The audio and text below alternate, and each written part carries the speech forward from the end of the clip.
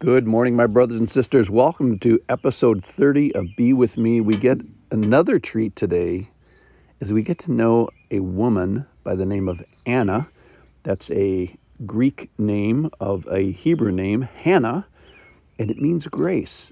And we find out that she is old and she is still in the game. I'm going to title this that the continual is the soil of the moment. That is, Anna is a continually faithful person, shows up every day, literally.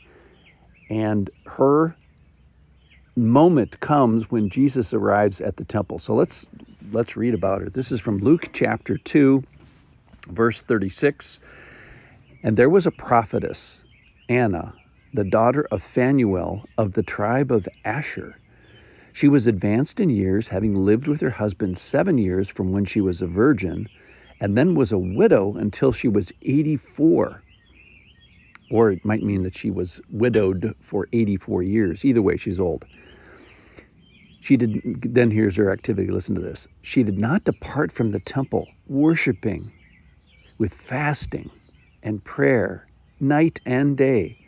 And coming up at that very hour, she began to give thanks to God and to speak of him to all who are waiting for the redemption of Jerusalem. You may remember this is when Mary and Joseph come. Mary purifies herself after childbirth so that she can come into the temple area. Simeon says, "My eyes have seen your salvation, and now I can die." So probably Simeon and Anna knew each other since they were both temple regulars. All right, what do we know about Anna here? First of all, she's old.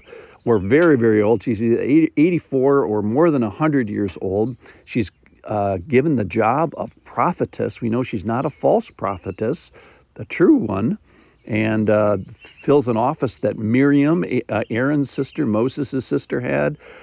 Deborah, Huldah, or others in the Old Testament that were named prophetess, and there's a couple more in Acts. Female prophetesses. Most of them were men.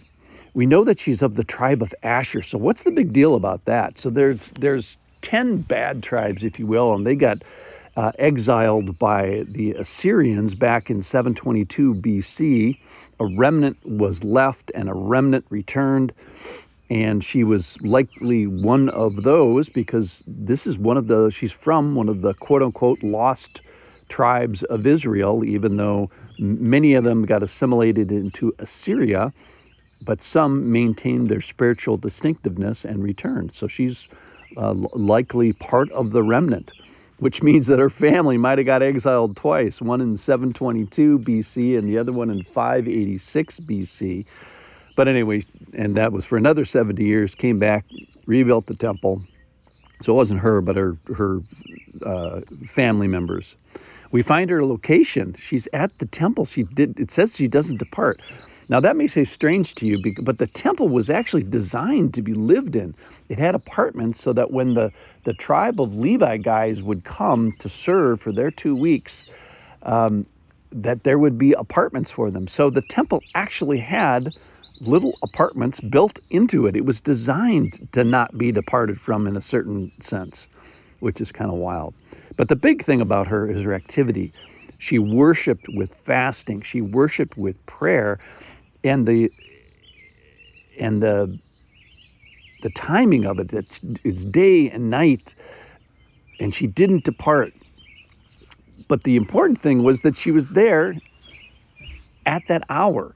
So she makes the Bible for two reasons, I think. One is that this constancy, this continualness of her faithfulness, but then the other one is she was there at the moment when Simeon and Mary and Joseph get all excited, and she recognizes it, gives thanks to God, and then continues to speak of him.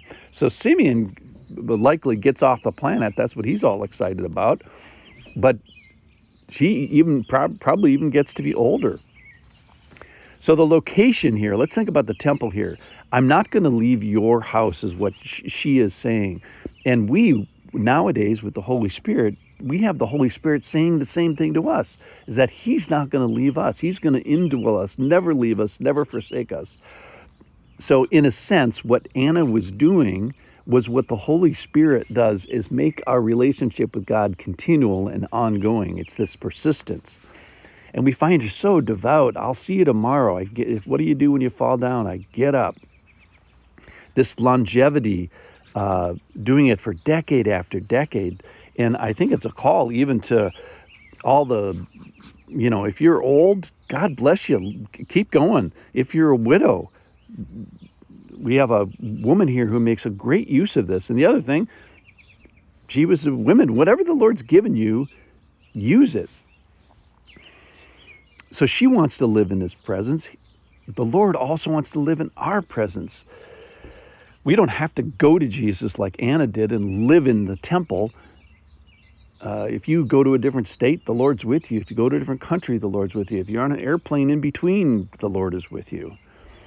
So I think my call today is this continual faithfulness, this constancy, being the soil of the moment, being ready for your moment. So be faithful, be regular, be a person that other people can count on and that God can count on.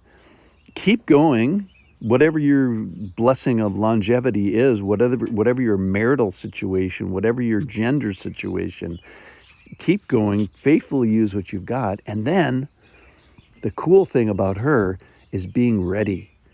And coming up at that very hour, she began to give thanks to God and to speak of him to all who were waiting for the redemption of Israel.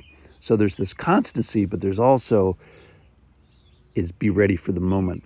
I just had the funeral of a dear friend of mine, and a funeral is characterized by what is constant about that person. So there's these themes that develop about a particular person, but then there's these moments, and people will get up and tell stories of particular moments about the person. And that's the fun part, is you see how the constancy and the continualness is manifested in the moments. So we see that at Anna today. We're going to have to buy her lunch in heaven too. How fantastic is that? Thanks for listening.